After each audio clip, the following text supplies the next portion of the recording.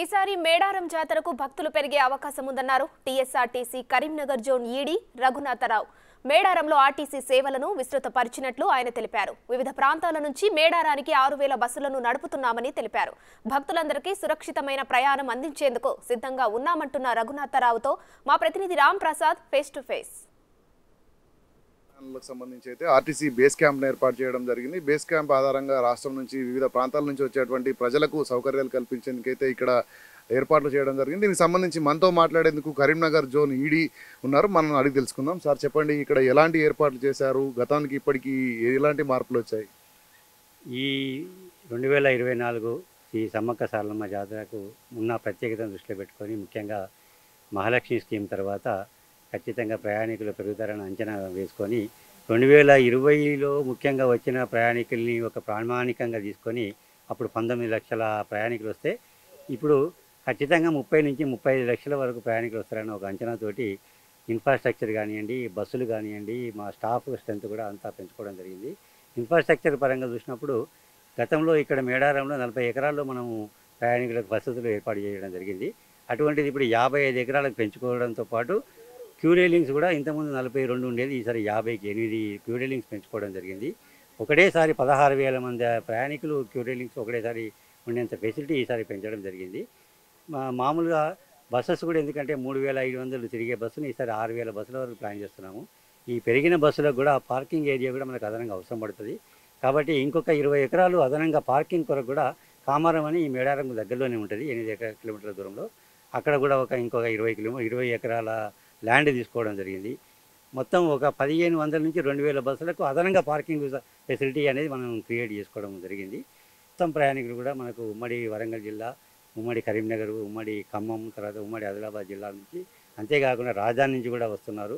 అట్లాగే other states ముఖ్యంగా మహారాష్ట్ర నుంచి, చంద్రాపూర్, ఛత్తీస్గఢ్ ఇట్లాంటి దగ్గర నుంచి కూడా మనకు వస్తుంటారు. వారందరికీ 51 పాయింట్ల నుంచి మనము ఈ 4 ఉమ్మడి జిల్లాలలో ఏర్పాటు చేయడం జరిగింది.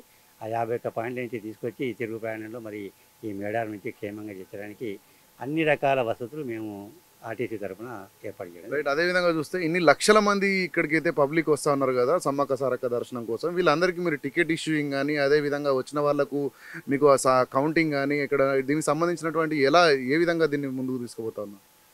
ముఖ్యంగా మనకు ఎక్కువ ప్రయాణికులు ఉండేది హన్మకొండ, వరంగల్, కాజీపేట సెక్టర్స్కే ఎక్కువ ఉంటారు. వాటికి సంబంధించిన వరకు అయితే ఇక్కడ బస్సుల్లో ఎక్కించి తాడ్వాయి దగ్గర ఒక 10 ఎకరాల స్థలం ఒకటి తీసుకోవడం జరిగింది. అక్కడ ఏంటంటే only emergency ticket issuing point.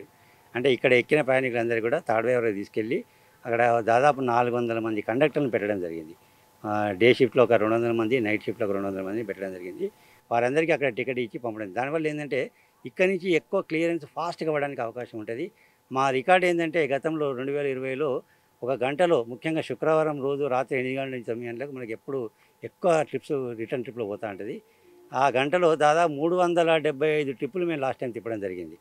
ఈసారి పెరిగిన పెరిగిన బస్సులను దృష్టిలో పెట్టుకొని ఈ శుక్రవారం ముఖ్యంగా సాయంత్రం 8 గంటల నుంచి 9 గంటల మధ్యలో 450 ట్రిప్పులు పోవడానికి తగ్గట్టుగా అన్ని డిపార్ట్మెంట్స్, ముఖ్యంగా పోలీస్ డిపార్ట్మెంట్ తోటి ఇక్కడ ఉన్న సిబ్బంది అందరి కోఆర్డినేషన్ తోటి చేయాలని చెప్పి అనుకుంటున్నాం.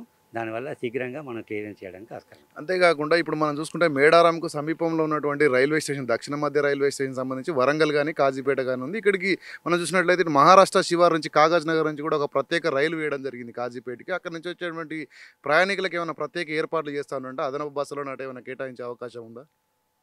ఈ ముఖ్యంగా ట్రైన్ ప్యాసింజర్స్ను దృష్టిలో పెట్టుకొని కాజీపేటలో ఒకటి, అక్కడ దాదాపు 330 బస్సులు అక్కడ నుంచి మేము ప్లాన్ చేస్తున్నాము.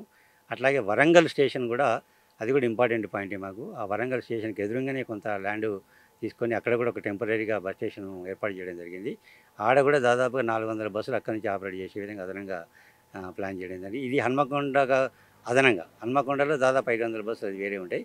అవి కాక ఈ 2 పాయింట్లు ముఖ్యంగా ట్రైన్ ప్యాసింజర్ దృష్టిలో పెట్టుకొని, అలాగే లోకల్గా వచ్చే కొంతమంది ప్రయాణికులను దృష్టిలో పెట్టుకొని ఏర్పాటు చేయడం జరిగింది. అదేవిధంగా రాష్ట్రంలో మనం చూసినట్లయితే ఇటీవల కాంగ్రెస్ ప్రభుత్వం ఏర్పడినాక ప్రజాపాలన కొనసాగుతూ ఉంది ముఖ్యమంత్రి రేవంత్ రెడ్డి నేతృత్వంలో.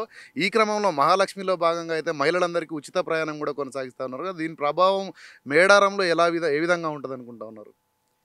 మేము దీన్ని ఆల్రెడీ అంటే ముఖ్యంగా ఈ వేములవాడ కానీ, యాదాద్రి కానీ పుణ్యక్షేత్రాలకు మా అనుభవం ఏంటంటే గతంలోకి ఇప్పటికీ దాదాపు 70 నుంచి 80% ప్రయాణికులు పెరిగారు.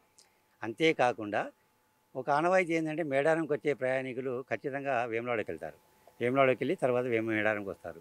ఈ మేడారం కన్నా ముందు మాకు ప్రయాణికులు వేములవాడ పోయే ప్రయాణికులను చూస్తే దాదాపుగా 70-80% ప్రయాణికులు పెరిగారు గతంతో ఇప్పటికి చూసినప్పుడు. అంతేగాక ప్రీ మేడారం అంటే మేడారంకి ముందు ప్రతి ఆదివారం, సోమవారం, మంగళవారం వస్తూనే ఉన్నారు. ఈ 1 మంత్లో లాస్ట్ టైము దాదాపు 1,29,000 మంది ప్రయాణికులు వస్తే ఈసారి ఆల్రెడీ 2,70,000 మంది ప్రయాణికులు వచ్చారు. కాబట్టి ఖచ్చితంగా మరి మహాలక్ష్మి స్కీమ్ యొక్క ఫలితం వల్ల ఎక్కువ మంది మహిళలు ఉత్సాహం చూపిస్తున్నారు రావడానికి. దానికి అనుగుణంగానే మేము కూడా మా మా బస్సులుగా పెంచడం కానీ, సిబ్బంది పెంచడం కానీ, ఇన్ఫ్రాస్ట్రక్చర్ పెంచడం కానీ ఆల్రెడీ ప్లాన్ చేసుకోవడం జరిగింది. ఎలాంటి ఇబ్బంది లేకుండా మేము వాళ్ళందరినీ గమ్యానికి చేరవేస్తామని చెప్పి నమ్మకం మాకుంది. రైట్. మనం చూసినట్లయితే రాష్ట్రంలో ప్రస్తుతం మహాలక్ష్మి స్కీమ్ ద్వారా అయితే మహిళలందరికీ కూడా ఉచిత బస్సు సౌకర్యం అందిస్తున్న నేపథ్యంలో ఇప్పటికే మనం చూసుకున్నట్లయితే మేడారం జాతరకు 1 నెల ముందు నుంచే చాలామంది భక్తులు, ముఖ్యంగా మహిళలే కానీ అదేవిధంగా పురుషులు కూడా చాలామంది కూడా బస్సు ఆర్టీసీ సేవలను సద్వినియోగం చేసుకున్న నేపథ్యంలో దాన్ని అంచనా వేసుకుని అయితే ఈ మేడారంలో ఇంకా ఎక్కువ మంది భక్తులు వస్తారన్న నేపథ్యంలో అయితే ఇక్కడ సిబ్బందిని కానీ ఇక్కడ ఏర్పాట్లను కానీ పూర్తి స్థాయిలో పెంచినట్లయితే మనతో అయితే ఆర్టీసీ కరీంనగర్ అయితే ఎగ్జిక్యూటివ్ డైరెక్టర్ అయితే మనకు చెప్తా ఉన్నారు. పూర్తి స్థాయిలో ఎలాంటి ఇబ్బందులు జరగకుండా సురక్షితంగా ప్రజలను గమ్యానికి చేర్చేందుకైతే రాష్ట్ర యంత్రాంగంతో పాటు అదేవిధంగా ఆర్టీసీ అధికారులు కూడా పూర్తి స్థాయిలో ఇక్కడ విధులు నిర్వహిస్తారని చెప్తా ఉన్నారు. కెమెరామెన్ నరసింహతో రాంప్రసాద్, బిగ్ టీవీ, మేడారం.